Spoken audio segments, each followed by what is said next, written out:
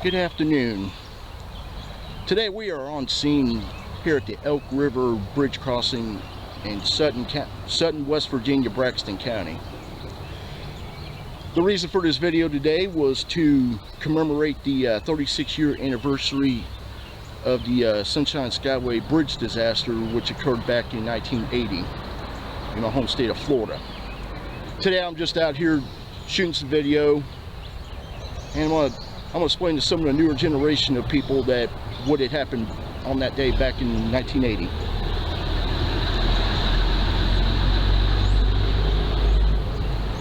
The Sunshine Skyway Bridge is a bridge spanning Tampa Bay, Florida, with a cable-stayed main span and a total length of 21,000 feet. It is part of Interstate 275 and US Highway 19, connecting St. Petersburg and Pinellas County and Terra Sierra and Manatee County, Florida, passing through Hillsborough County waters. Construction on the current bridge began in 1982, and the completed bridge was dedicated in February 7 of 1987. The new bridge cost $244 million to build and was opened to traffic on April the 20th of 1987. It replaced the older bridge constructed in 1954, and which was partly destroyed in a collision back in 1980.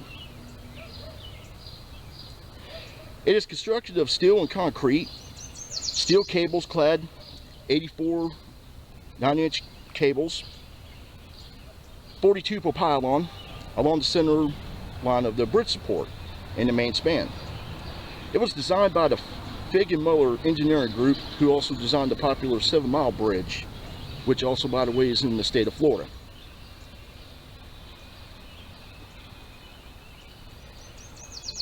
We go to the original bridge. The present bridge, replaced by a steel cantilever bridge of the same name. The original 2-lane bridge built by the Virginia Bridge Company was opened to traffic on September 6th of 1954, with a similar structure built parallel to the west of it in 1969 to make it a 4-lane bridge and bring it to interstate highway standards. Opening of the newer span was delayed until 1971 for reinforcing of the South Main Pier, which had cracked due to insufficient supporting pile depth. The second span was used for all southbound traffic, while the original span was converted to carry northbound traffic. The old bridge replaced a ferry from Point Pinellas to Piney Point. US 19 was extended from St. Petersburg to its current and north. The remaining approaches to the old cantilever bridge remain in use as a Skyway Fishing Pier State Park. Now, being from the state of Florida, being born and raised there all my life, I could say that I've been to that bridge, that fishing pier. It's pretty good fishing. Check it out sometime. The southbound span, opened in 1971 of the original bridge, was destroyed in the early morning hours of May 9th of 1980, when the freighter, the MV Summit Venture, collided with a pier during the blinding thunderstorm, or severe thunderstorm, whichever you want to call it, sending over 1,200 feet of the bridge plummeting into Tampa Bay. The collision caused 6 cars, a truck, and a Greyhound bus to fall 150 feet into the water, killing 35 people. A man survived the fall when his pickup truck landed on the deck of the Summit Venture before falling into the bay. The South Main Pier withstood the ship's strike without significant damage. It was the second pier to the south of it that was not destroyed. A secondary pier was not designed to withstand a large ship strike.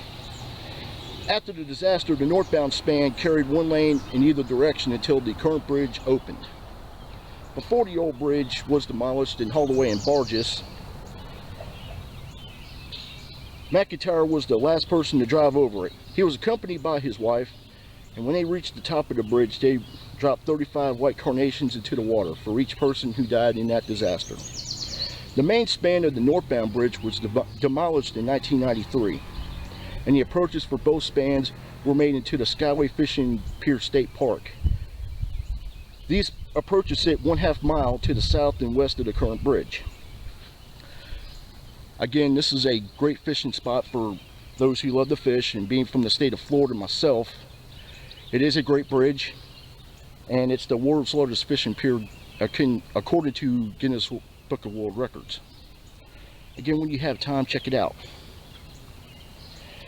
In 1990, the Florida Department of Transportation awarded the winning bid to the Hardaway Company to demolish all steel and concrete sections of the Skyway Bridge. The scope of the project required that all underwater piles and piers and surface roadway girders and beams be dismantled. Special care had to be taken in removing the underwater bridge elements near the shipping channel. Additionally, the concrete material deck sections, pilings, steel girders were to be collected in order to be placed offshore and along the remaining bridge approaches to become artificial reefs for the new planned fishing pier state park.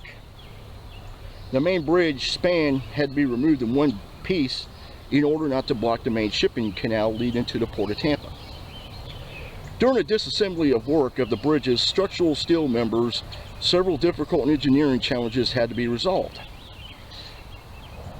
The order of disassembly and a safe method for detonating charges on concrete and steel members in a publicly open and difficult to control areas such as the Tampa Bay. And the development of a safe methodology for the removal in one piece of the bridge's main span and concrete piers. After extensive research, the engineering team developed a 4x1.16 ratio pulley system where each of the four corners of the span was connected to two 25-ton winches. These winches controlled the descent of the 360-foot span to a barge anchored 150 feet below. As part of the project, design and engineering team developed a real-time computerized synchronized descent calculator and control program to help each of the two winch management teams ensure that all winches were synchronized at the same 30 feet per minute descent rate. The operation executed successfully in 2.5 hours despite adverse weather conditions. In addition to the Skyway Bridge being destroyed back in the late 80s and having the new bridge completed in the late 1980s, the bridge sits 265 feet, the current one, off the waters of Tampa Bay.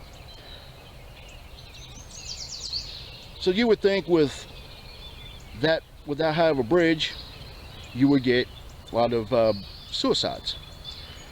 In this case, you would be right. According to compilations from various media reports from 2009, over 200 people have committed suicide by jumping from the center span into the waters of Tampa Bay since the opening of the new bridge in 1987. And an estimated 34 others have tried but survived. A dog, a Rottweiler, survived after either following or being carried over the edge by its owner, who died. Another 51 people ended their lives from the old Sunshine Skyway from 1954 to 1987.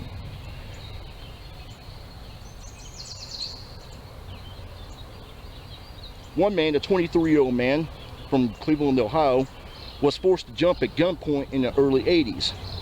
After being kidnapped, beaten, tortured, and stabbed, another 24-year-old Sarasota carpenter hanged himself from the bridge on Saturday morning, July 4th of 1992. Several others, missing persons, are suspected of having jumped from the bridge, but their deaths cannot be confirmed as no bodies have been ever recovered. In response to the high number of suicide attempts from the bridge, the state of Florida has installed 6 crisis hotline phones along the center span, implemented in 1999, and began 24-hour patrols.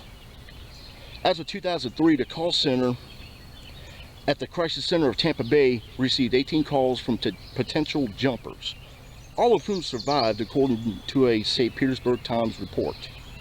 However, the total number of jumpers has not significantly declined since the introduction of these safeguards.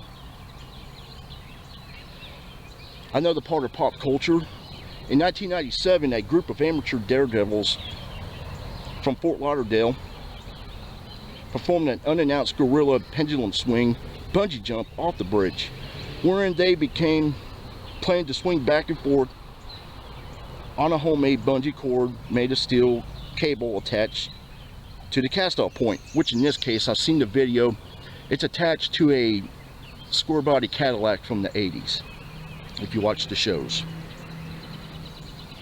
Arriving by stretch limousine, the group unexpectedly pulled over at the apex of the bridge, quickly rigged up their cable, tethered themselves to it with harness, and jumped over the bridge.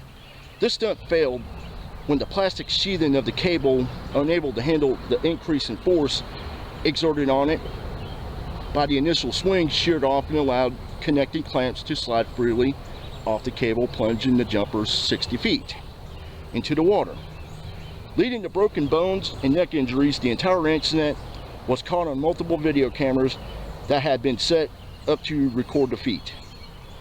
When later interviewed for a television program, the group's leader stated that all the components were rated to handle combined weight of the participants, and at the time he thought assembly was safe. Later studies showed that his design failed to take into account the increased G-force or G-load caused by the pendulum action of the jump, exceeding the ratings on the components and leading to catastrophic failure of the structural integrity of the bungee cable. Since the accident, no other groups have attempted to perform a stunt jump from the bridge. The incident was broadcast on television back in 2009. In 2006, a feature film was released which depicted a suicide jump off the bridge. 2 years later, a second filmmaker was inspired by a haunting experience witnessing a woman jump off the bridge so quickly that no one could intervene, to create a non-for-profit film titled Skyway Dawn. His objective was to deter other potential jumpers by punching them in the face, and so to speak, with interviews with survivors and family members to give them hope and to try to deglorify the romanticism of the bridge, in part by informing those who have mauled the leap to know about the bloody, battered aftermath. Again, yesterday was the 36-year anniversary of the Skyway disaster. Today I'm out here on scene shooting from a through truss bridge, just like the ones you'll see in the pictures at the end of the video, which the original bridge was a through truss similar to the one you're seeing in the video now. To see this video and other channels, please go to my channel at youtube.com/LWSJ85, and you get to see all my photos and my videos. Thank you for watching my video, and stay tuned for the pictures at the end. Thank you for watching.